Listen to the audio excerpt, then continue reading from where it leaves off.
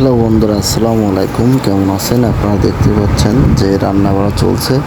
আসলে রান্না বাড়াটা হচ্ছে আমার ছেলে সূর্য ওর আজকে জন্মদিনের জন্য রান্না বাড়া করা হচ্ছে কিছু বাচ্চাদের বা আমার কিছু ভাই ব্রাদার আছে যাদের জন্য। এই যে দেখুন, ও রান্না করতেছে। সুমি অনেক ভালো রান্না করতে পারে, কিন্তু একটু লজ্জা হচ্ছে, আবার ঘোটাঘুটি করতেছে। দেখতেই পাচ্ছেন যে এই তুমি কেমন রান্না করো বলে হাসতেছো কেন? এই যে দেখেন, এই যে রান্না করতেছে, কিন্তু খুব ভালো রান্না করতে পারে। এখানে দেখছেন যে রান্নার কিছুটা অংশ মশলা কষাচ্ছে। মশলা কষানো প্রায় শেষের দিকে, তারপরে একটু পরে মাংস দিয়ে দিবে। এখন আপনারা দেখতেই পাচ্ছেন খালি ঘোটাঘুটি করে আর ঘোটাঘুটি করে। এখানে খালি ঘোটাঘুটি করে আর ঘটনা এত ঘটলে কি হবে? এত ঘটলে কি ভালো মজা লাগবে? যদিও অনেক বেশি, এখানে অনেক বড় ডিগে রান্না করতেছে। তো দেখুন, এই এত করতে আসো কেন? হ্যাঁ, এখনও একটু মুচকি হাসি দিল। দেখুন এখন কি করবে আমি জানি না। গোস্ত বানাইতে এই যে ওর ভিতরে মশলা এই যে ভেজে রাখছে, কিছু মশলা ভাজি রাখছে বিরিয়ানির উপরে দেওয়ার জন্য। এখন ওখানে মশলা প্রায় শেষের দিকে, দেখতেই পাচ্ছেন। তো মাংসগুলো দিয়ে দিচ্ছে। এটা হচ্ছে গরুর মাংস দিয়ে বিরিয়ানি হবে। দেখুন, মোটামুটি আমার মনে হচ্ছে ভালোই লাগবে।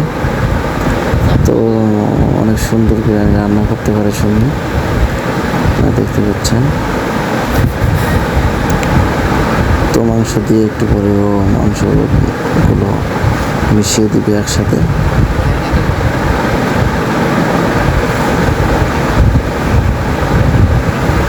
এই যে মাংসগুলো মিশিয়ে দিল, গুঁড়ি দিল, মশলার সাথে কষিয়ে নেবে, সুন্দর করে মাংসগুলো কষিয়ে নেবে।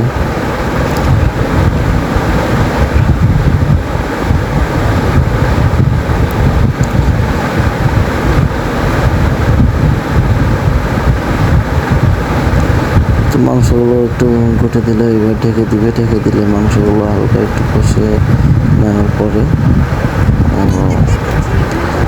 দেখুন মাংসগুলো প্রায় কষানো হয়ে গেছে। তো অনেকক্ষণ ধরে জ্বালানো হচ্ছে, অনেকটা সুন্দর কষানো হয়ে গেছে। মাংস থেকে হালকা পানি বের হয়েছে। এই যে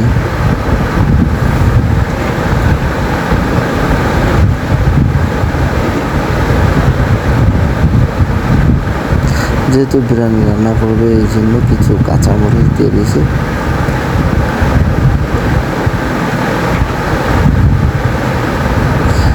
তারপর দেখুন চাল ধুয়ে চাল দিয়ে দিয়েছে ওই একসাথে। এখন পানি দিয়ে সেটা একটু ফুটিয়ে সুন্দরভাবে একটু ঢেকে রাখবে। কিছুক্ষণ ঢেকে রাখলেই বিরিয়ানি হয়ে যাবে। তো চালগুলো কষে নিয়েছে, আগে কষে নিয়ে তারপরে ওর ভিতরে একসাথে দিয়ে দিচ্ছে।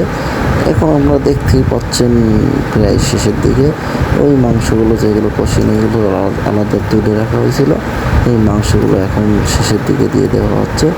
কষানো মাংসগুলো দেখুন, মাংসগুলো দিয়ে একটু ঘুটিয়ে দিলেই বিরিয়ানি শেষ, ঢেকে রাখলে সুন্দরভাবে বিরিয়ানি রান্না হয়ে যাবে।